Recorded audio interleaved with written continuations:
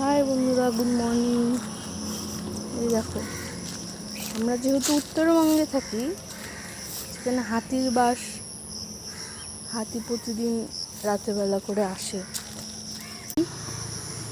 চারিপাশ দিয়ে হাতি ঘুরেছে। দেখো, এসেছে, দেখতে পাচ্ছ, এটা হাতির পায়ের ছাপ। এটাও হাতির পায়ের ছাপ। এই দেখো, কলা গাছ খেয়েছে ওখান থেকে এনে। কলা গাছের কি অবস্থা, এই যে আমাদের বাড়ি।